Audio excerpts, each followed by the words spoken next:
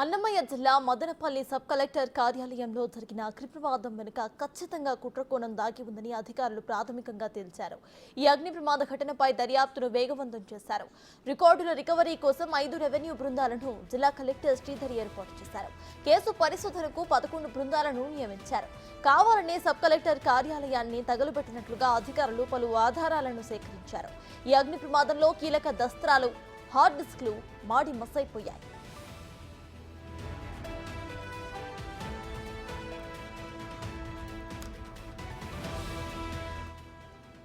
Sub collector కార్యాలయానికి కూతవేటు దూరంలో RTO నివాసం ఉన్నప్పటికీ కూడా ఘటనపై కలెక్టర్ ఎస్పీలకు సమాచారం ఇవ్వకపోవడం పలు అనుమానాలకు తావితీస్తోంది.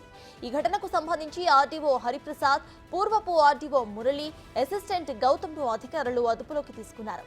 ఇక మరోవైపు మాజీ మంత్రి పెద్దిరెడ్డి భూదందాలు బయటపడకుండా చూడడానికే ఈ ఘాతుకానికి పాల్పడినట్లు కూడా అనుమానాలు వ్యక్తమవుతున్నాయి.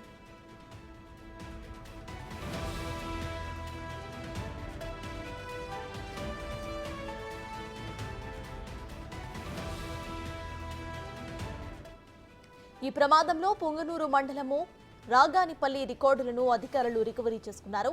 ప్రమాదంలో రాగానిపల్లి రికార్డులు మాత్రమే సేఫ్గా ఉన్నట్లుగా గుర్తించారు అధికారులు.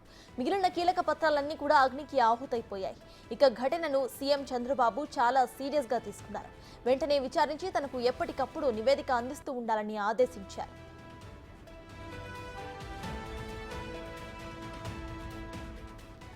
సీఎం చంద్రబాబు ఆదేశాలతో ఘటనపై విచారణకు మరికొందరు అధికారులు నియమితులయ్యారు. Revenue special chief secretary Sisodia, safety director ఘటనా స్థలానికి వెళ్లాలని సీఎం ఆదేశించారు. ఇక మరోవైపు నాగ్పూర్కు చెందిన national institute of fire safety engineering సంస్థ నుంచి పలువురు నిపుణులను ప్రభుత్వం పిలిపించింది. ఫైల్స్ దగ్ధంలో కుట్రను తేల్చేందుకు అన్ని మార్గాలను అన్వేషిస్తోంది ప్రభుత్వం. ఇక దీనిపై మరింత సమాచారాన్ని మా ప్రతినిధి దామోదర్ అందిస్తారు. మదనపల్లి సబ్ కలెక్టర్ కార్యాలయానికి ఎలాంటి రక్షణ వ్యవస్థ కూడా లేదు. ముఖ్యంగా చుట్టూ ఉన్న గోడల నుంచి ఎవరైనా సరే లోపలికి వెళ్ళిపోయి ఎలాంటి అఘాయిత్యానికైనా పాల్పడే అవకాశం ఉంది. ముఖ్యంగా మనం చూస్తున్నాము, ఇది ప్రస్తుతం మనం ఉన్నది ఏదైతే మదనపల్లి సబ్ కలెక్టర్ కార్యాలయం వెనుక వైపు ఉన్న ట్రాన్స్కో కార్యాలయం. ఇక్కడికి ఎవరైనా లోపలికి ప్రవేశించవచ్చు. ఇది గోడలు దుంకి వచ్చే అవకాశం కూడా ఉంది. ఇదే విధంగా ఏదైతే సబ్ కలెక్టర్ కార్యాలయం వెనుక వైపు గోడ వద్ద ప్రస్తుతం మనం ఉన్నాం, ఈ గోడ నుంచి కూడా దూకి లోపలికి వెళ్ళే అవకాశం ఉంది. 4 ఫీట్స్ ఉన్న ఈ గోడ నుంచి సులభంగా ఎక్కి దూకి వెళ్ళిపోవచ్చు. మనం చూడవచ్చు, ఏదైతే ప్రమాదం జరిగిందో, అగ్ని ప్రమాదం జరిగిన ఆ 2 గదులు కూడా ఇక్కడికి మనకు ప్రత్యక్షంగా కనిపిస్తాయి. ఆ 2 గదుల్లోనే పూర్తి స్థాయిలో ఒకటి ఏవో గది మొదటిది కాగా, 2 వెనక వైపు ఉన్న కిటికీ ఏదైతే రికార్డ్స్కు సంబంధించిన గది, ఈ 2 గదులనే టార్గెట్ చేసి నిప్పు పెట్టిన పరిస్థితి. మొత్తం మీద ఆ కిటికీ వద్దనే అగ్గిపుల్లలు కూడా లభించాయని డీజీ కూడా తెలియజేశారు. మొత్తం మీద చూస్తే లోపలికి వెళ్ళడానికి చాలా ఈజీగా ఉంది. ఈ గోడ మొత్తం చూడొచ్చు మనము. ఇటువైపు ఏదైతే అందుకు తగ్గట్టు కొంత వేస్ట్ మెటీరియల్ కూడా ఇక్కడ ఫైర్ ఏదైతే ట్రాన్స్కో సిబ్బంది వేసిన పరిస్థితి. ఇటు టైర్ మీద ఎక్కి ఈజీగా పైకి వెళ్ళొచ్చు. అదేవిధంగా ఇంతవరకు ఉన్న వేస్ట్ మెటీరియల్ను ఏదైతే పోలీసుల ఆదేశాల మేరకు ఇక్కడ ఉన్న గోడ వద్ద మొత్తం క్లియర్ చేస్తున్న పరిస్థితిని కూడా మనం చూడవచ్చు. మొత్తం మీద నిన్న ఈ ప్రాంతాన్ని డీజీ పూర్తి స్థాయిలో పరిశీలించి ఇటు కాంపౌండ్ వాళ్ళ వద్ద ఉన్న మొత్తం మెటీరియల్ని క్లీన్ చేయమని ఆదేశాలు జారీ చేసినట్టు తెలుస్తుంది. మొత్తం మీద చూస్తే ఈ ప్రాంతం కూడానే ఈజీగా లోపలికి వెళ్ళి ఉండొచ్చు. అదేవిధంగా అటువైపు ఉన్న ఫారెస్ట్ కార్యాలయం నుంచి కూడా లోపలికి వచ్చే అవకాశం ఉంది. దీంతోపాటు అక్కడ సోషల్ వెల్ఫేర్కు సంబంధించిన ఒక హాస్టల్ ఉంది. అటువైపు నుంచి ఎవరైనా లోపలికి వచ్చే అవకాశం ఉంది. పూర్తి భద్రత లేని వ్యవస్థ మధ్య తిరుపతి ఏదైతే మదనపల్లి సబ్ కలెక్టర్ కార్యాలయం ఉందని చెప్పవచ్చు. అందువల్లనే ఈజీగా లోపలికి వచ్చిన ఆగంతకులు వెనక వైపు నుంచి వెళ్ళిపోయి ఉంటారా, కావాలనే లేకపోతే అధికారులే నిప్పు పెట్టి వెళ్ళిపోయారా అన్న విషయం మీద ఇప్పుడు ప్రస్తుతం విచారణ జరుగుతుంది. మొత్తం మీద కీలకమైన రికార్డులు ఉన్న గదిని ఈ విధంగా పారవేయడం, ఈ విధంగా ఎలాంటి రక్షణ చర్యలు లేని చోట పెట్టడం, అదేవిధంగా ఎవరు ఏ విధంగా అయినా లోపలికి వెళ్ళే అవకాశం ఉండడం వల్లే ఈ ప్రమాదం జరిగిందని చెప్పవచ్చు. మొత్తం మీద చూస్తే మదనపల్లి సబ్ కలెక్టర్ కార్యాలయంలో జరిగిన నిన్న ఘటనను తీసుకుంటే, ఇక్కడ ఫైర్ జరిగినప్పుడు దీని వెనుక ఏదైతే ఇటువైపు ఉన్న ట్రాన్స్కో సిబ్బందికి తెలియజేయడానికి ఏకంగా 11:25 నుంచి 11:25కి ఫైర్ జరిగితే 12:15కు వారికి తెలిసింది. ఈ సమాచారాన్ని కేవలం అక్కడ ఉన్న ఏదైతే వాచ్మ్యాన్ కానీ విఆర్ఏ కానీ నేరుగా వారికి వచ్చి కేకలు వేసి చెప్పినా వారు ఫైర్ ఏదైతే విద్యుత్ సరఫరా ఆపివేసే పరిస్థితి కూడా ఉంది.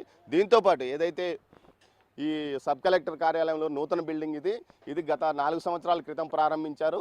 అప్పటి నుంచి కార్యాలయం ఇక్కడ నడుస్తుంది. పాత కార్యాలయం ముందు వైపు ఉంది, వెనక వైపు ఉన్న ఈ కార్యాలయంలోనే మొత్తం సబ్ కలెక్టర్ పాలనా యంత్రాంగం నడుస్తుంది. రికార్డ్స్ రూమ్లు వివిధ భాగాలుగా విభజించి పెట్టారు. గతంలో అన్ని రికార్డ్స్ ఒకే రూమ్లో ఉండేవి, కానీ తాజాగా ఏదైతే కొత్త గది కట్టినప్పటి నుంచి 22A సెటిల్మెంట్ ల్యాండ్స్ ఈ విధంగా మొత్తం ఇప్పుడు కాలిపోయిన గదిలోనే సెటిల్మెంట్ ల్యాండ్స్ వివరాలు కానీ 22A భూముల వివరాలు, అదేవిధంగా డాట్ ల్యాండ్స్ వివరాలు, ఈ విధంగా మొత్తం కీలకమైన రికార్డ్స్ ఉన్న గది మాత్రమే కాలిపోయిందంటే ఖచ్చితంగా ఇందులో కుట్రకోణమే ఉందని చెప్పవచ్చు. మొత్తం మీద అయితే ఇది పూర్తిగా కొంతమంది వ్యక్తులను కాపాడుకోవడం కోసం చేసిన ప్రయత్నమే. అందులో భాగంగానే ఈ ఫైర్ యాక్సిడెంట్ జరిగిందని పోలీసులతో పాటు అన్ని వర్గాలు ఒక ప్రాథమిక నిర్ధారణకు వచ్చారు. దీనిపైన పూర్తి స్థాయిలో విచారణ జరగనున్న నేపథ్యం. మొత్తం మీద చూస్తే ఈ ఫైర్ యాక్సిడెంట్కు సంబంధించి విచారణ కొనసాగుతుంది. ఈరోజు కూడా ఏదైతే రాష్ట్ర స్థాయి బృందాలు అటు భూపరిపాలనా శాఖ కమిషనర్తో పాటు అదేవిధంగా నాగపూర్ నుంచి ఫైర్ సేఫ్టీ అధికారులు కూడా రానున్నారు. వారు కూడా ఇక్కడ పరిశీలించనున్నారు. ప్రమాద తీవ్రత, ప్రమాదం ఎంతసేపు జరిగింది, ఈ విషయాలను కూడా వారు ధృవీకరించనున్నారు. మొత్తం మీద నిన్న విద్యుత్ శాఖ అధికారులు ఇచ్చిన ప్రాథమిక నివేదికలో మాత్రం తమకు ఏదైతే ఫైర్ యాక్సిడెంట్ షార్ట్ సర్క్యూట్ వల్ల జరగలేదు, తమకు ఏ సమయంలో సమాచారం వచ్చింది, తమ లైన్ మ్యాన్ ఏ సమయంలో వచ్చి ఆపివేశాడన్న ప్రాథమిక నివేదిక ఇచ్చారు. మరోవైపు ఏదైతే సబ్ కలెక్టర్ కార్యాలయంలో జరిగిన అగ్ని ప్రమాదంలో ఏదైతే రికార్డులు దగ్ధమయ్యాయో ఆ రికార్డుల రికవరీకి పూర్తి స్థాయిలో చర్యలు తీసుకుంటున్నారు. దీనికి సంబంధించి అధికారులు 5 బృందాలుగా, రెవెన్యూ బృందాలుగా ఏర్పడి ఎక్కడికెక్కడ మండల స్థాయిలో పూర్తి స్థాయిలో వాటిని రికవరీ చేస్తున్న పరిస్థితి కనిపిస్తుంది. ఇందుకోసం ఈ టీమ్స్కు డిఆర్ఓ నేతృత్వం వహిస్తున్నాడు. మరోవైపు పోలీసులు 10 బృందాలుగా ఏర్పడి పరిశోధన కొనసాగిస్తున్నారు. ఈ పోలీస్ టీంకు ఏదైతే ఏఎస్పీ రాజ్ కమల్ నేతృత్వం వహిస్తున్నారు. మొత్తం 15 బృందాలు క్షేత్రస్థాయిలో పరిశీలన చేస్తుండగా రాష్ట్ర స్థాయి అధికారులు కూడా ఓవైపు దీన్ని సీరియస్గా తీసుకుని తమ దర్యాప్తును కొనసాగిస్తున్న పరిస్థితి. మొత్తం మీద సబ్ కలెక్టర్ కార్యాలయం యొక్క భద్రతా డొల్లతనం మనం ఇక్కడ చూడవచ్చు. ఏ విధంగా ఎక్కడ నుంచి ఎవరైనా లోపలికి వెళ్ళొచ్చు, ఎలాంటి అరాచక కార్యక్రమానికైనా ఇక్కడ పాల్పడే అవకాశం ఉంది. వాచ్మ్యాన్ ముందు వైపు ఉంటే వెనక వైపు ఏ విధమైన ఇలాంటి అకృత్యాలకు ఏదైతే ఫైర్ కానీ ఇక్కడ కొంతమంది లోపలికి ఇటు గోడ వైపుగా వెళ్ళి తమ అసాంఘిక కార్యకలాపాలకు కూడా గతంలో పాల్పడేవారని ఫిర్యాదు ఉంది. మొత్తం మీద చూస్తే ఈ సబ్ కలెక్టర్ కార్యాలయానికి ఎలాంటి భద్రత కూడా లేని పరిస్థితి మనకి ఇక్కడ కనిపిస్తుంది. కెమెరా పర్సన్ పురుషోత్తంతో దామోదర్, మదనపల్లి సబ్ కలెక్టర్ కార్యాలయం వద్ద నుంచి.